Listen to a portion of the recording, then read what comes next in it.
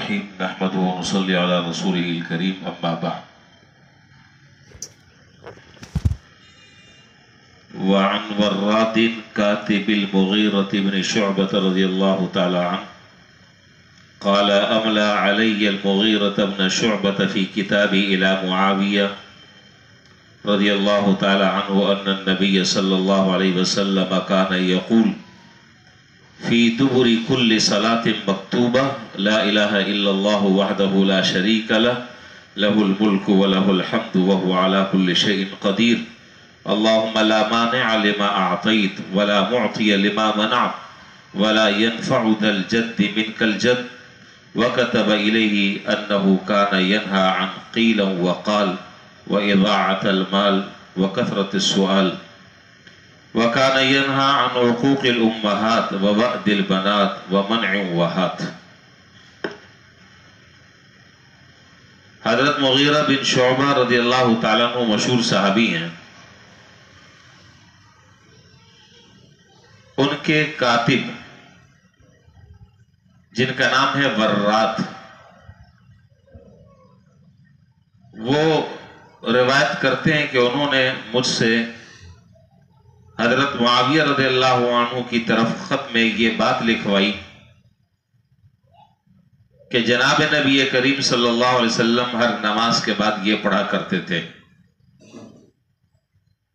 پہلے اتنی بات سمجھ لیں، پھر آگے جو دعا ہے پھر اس کی تفصیل انشاءاللہ میں عرض کروں گا. دیکھیے، جب آدمی جماعت کے ساتھ نماز پڑھ رہا ہوتا ہے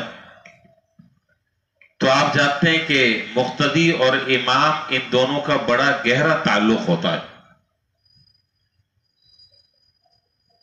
تکبیر تحریمہ کے بعد سے لے کر سلام پھیرنے تک کے مقتدی امام کے تابع ہوتا ہے. جب تک وہ سلام نہ پھیرے وہ نماز سے نہیں نکل سکتا، چاہے جتنی جلدی مچا لے. جب سلام پھیرے گا پھر اس کا تعلق امام سے ختم ہوگا، ورنہ تکبیر تحریمہ باندھنے کے بعد اب وہ تعلق شروع ہوا ہے وہ ختم نہیں ہو سکتا. سلام پھیرے گا، جب سلام پھیر لیا، اب سلام پھیرنے کے بعد جو ہے اب مقتدی کا امام سے تعلق نہیں، امام کا مقتدی سے تعلق نہیں. تعلق کا مطلب آپ سمجھ رہے ہیں، تعلق کا مطلب کچھ اور نہ لے لیں. تعلق کا مطلب یہ کہ وہ نماز میں جو پابندیاں تھی وہ تعلق ختم. ظاہر ہے جب امام اور مقتدی ان کا تو دامن چولی کا ساتھ ہے، یہ تعلق کیسے ختم ہو سکتا ہے؟ مرنے دم تک ختم نہیں ہو سکتا. یعنی نماز کے دوران جو تعلق ہوتا ہے، اس تعلق کی میں بات کر رہا ہوں، یہ ختم ہو گیا. اب امام بھی آزاد، مقتدی بھی آزاد. آزاد ہونے کا معنی یہ کہ سلام پھیرنے کے بعد اگر کوئی آدمی کسی ضرورت کی وجہ سے جاتا ہے اس پہ کوئی ملامت اور کوئی حرج نہیں ہے، اور امام اگر دعا کرنے سے پہلے چلا جاتا ہے کوئی حرج کی بات نہیں ہے، کوئی گناہ اس میں نہیں ہے. اب دونوں آزاد ہو گئے. البتہ جناب نبی کریم صلی اللہ علیہ وسلم نماز سے فارغ ہونے کے بعد کچھ دیر بیٹھ کر اللہ تعالیٰ کا ذکر فرمایا کرتے تھے. اس کی دو صورتیں ہوتی تھی. ایک صورت تو یہ ہوتی تھی کہ اب یہ تعلق تو ختم ہو گیا، اب معاملہ آگے انفرادی. اجتماعی جو تعلق تھا سلام کرنے کے بعد وہ ختم. اب آپ 10 منٹ بیٹھے ہیں، 5 منٹ بیٹھے ہیں، آپ 1 گھنٹہ بیٹھے ہیں، آپ 2 گھنٹہ بیٹھے ہیں، وہ آپ کا مسئلہ ہے. امام بیٹھ کر کچھ پڑھ رہا ہے وہ اس کا معاملہ ہے، مقتدی کچھ پڑھ رہا ہے وہ اس کا مسئلہ ہے. دونوں ایک دوسرے سے جڑے ہوئے نہیں ہیں. تو جن نمازوں کے بعد سنت موقدہ ہے، حضور صلی اللہ علیہ وسلم اس کے بعد مختصر سا کچھ ذکر اور اذکار اور کچھ دعائیں پڑھتے اور پھر تشریف لے جاتے. اور جن نمازوں کے بعد جو ہے وہ سنتیں نہیں ہیں، جیسے عصر ہے، فجر ہے، اس کے بعد آپ طویل اللہ تعالیٰ کا ذکر کرتے، تسبیحات پڑھتے، مختلف دعائیں آپ مانگا کرتے. تو علماء نے لکھا کہ حضور صلی اللہ علیہ وسلم نماز کے بعد جو ذکر کیا کرتے تھے یا جو تسبیحات پڑھا کرتے تھے، ان میں سے ایک تسبیح کا یہاں اس روایت میں بیان ہے جو میں نے ابھی آپ کے سامنے، جس کا متن اور ترجمہ ابھی میں نے نہیں کیا. اس روایت میں اس کا ذکر ہے کہ آپ نماز سے فارغ ہوتے، اور یہ تو ایک عام معمول تھا آپ کا کہ جب سلام پھیرتے تو سراب پھیرنے کے بعد 3 مرتبہ آپ کہتے ہیں استغفراللہ استغفراللہ استغفراللہ، اور 1 مرتبہ کہتے ہیں اللہ اکبر۔ یہ تو آسان ہے، تو نماز کے بعد ہم بھی اس معمول کو شروع کر دیں، اور اگر شروع ہے تو مستقل کریں۔ اب تک نہیں پڑھتے تھے، اب شروع کر دیں۔ نماز سے فارغ ہونے کے بعد 3 مرتبہ استغفراللہ استغفراللہ استغفراللہ، اور 1 مرتبہ اللہ اکبر۔ پھر اس کے بعد جو ہے مختلف اذکار آپ سے منقول ہیں۔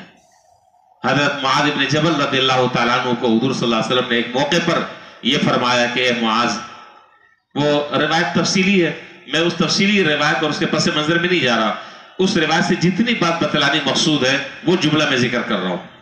آپ نے فرمایا کہ اے معاذ، مجھے تم سے محبت ہے۔ اور حضرت معاذ بن جبل رضی اللہ تعالیٰ عنہ نے حضور سے کہا اللہ کے رسول، میرا بھی حال کچھ ایسا ہی ہے، مجھے بھی آپ سے محبت ہے۔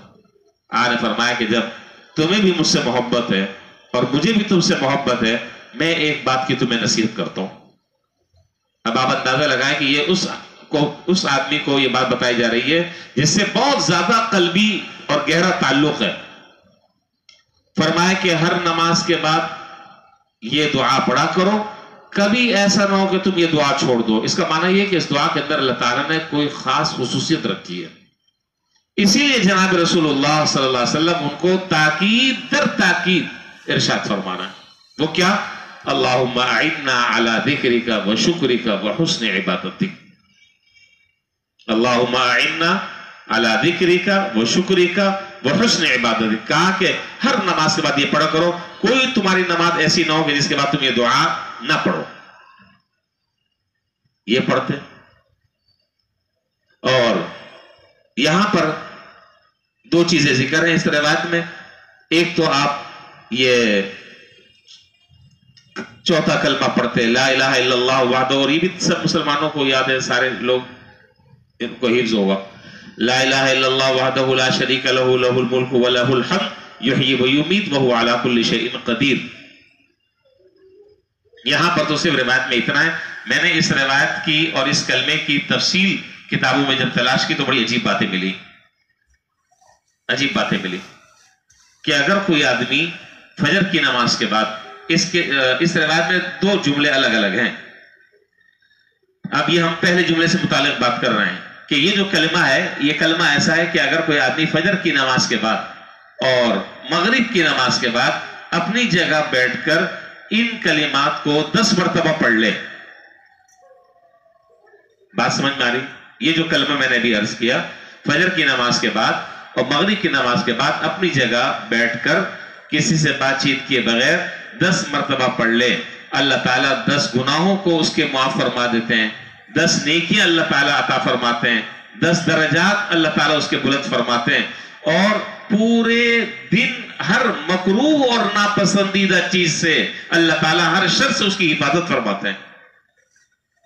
اب آپ بتائیے کہ اس کے پڑھنے میں کتنا وقت لگتا ہے؟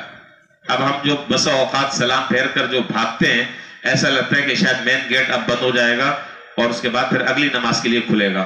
ہاں ضرورت ہو تو آدمی جا بھی سکتا ہے، کوئی منع نہیں ہے، لیکن بلا ضرورت بھاگنا، بھئی کچھ دیر بیٹھ کر آدمی اللہ تعالیٰ کا ذکر کر لے، دعائیں پڑھ لے، دعائیں مانگ لے، کچھ اور کلمات ہیں، تسبیحات ہیں، اس کا اہتمام کر لے جو کہ فائدے سے خالی نہیں ہے۔ تو یہ جو کلمات ہیں 10 مرتبہ صبح اور 10 مرتبہ مغرب کے بعد اپنی جگہ بیٹھ کر اگر پڑھ لے تو اللہ تعالیٰ اس کو ہر مکروہ چیز سے اس کی حفاظت فرماتے ہیں، ہر ناپسندیدہ امور سے اللہ تعالیٰ اس کو محفوظ فرماتے ہیں۔ ایک تو بات یہ ہے، اور بھی بے شمار ان کلمات کے بہت ساری روایتوں میں عجیب و غریب فضیلتیں بھی ہیں۔ اس کے بعد ان کلمات کے بعد آپ 1 مرتبہ یہ پڑھتے اللہم لا مانع لما اعطیت، یہ دعا بھی یاد کر لیں، اللہم لا مانع لما اعطیت ولا معطی لما منعت ولا ينفع ذا الجد منک الجد۔ بڑی عجیب و غریب دعا ہے۔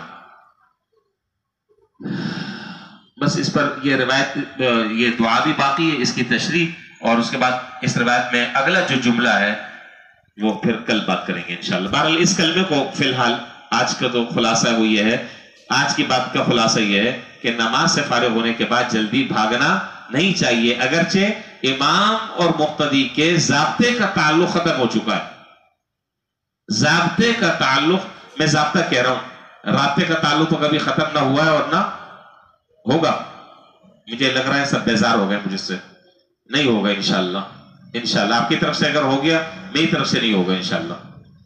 تو رابطے کا تعلق جو ہے وہ تو برقرار رہے گا، ضابطے کا تعلق ختم ہو گیا۔ البتہ بہتر طریقہ یہ ہے، افضل طریقہ یہ ہے کہ سلام پھیرنے کے بعد کچھ دیر بیٹھ کر اللہ تعالیٰ کا ذکر کر لیا جائے، کوئی دعائیں پڑھ لی جائیں، کوئی تسبیحات پڑھ لی جائیں، اس کے بے شمار فائدے ہیں۔ اور ایک تسبیح میں نے آج آپ کو بتا دی، کیا؟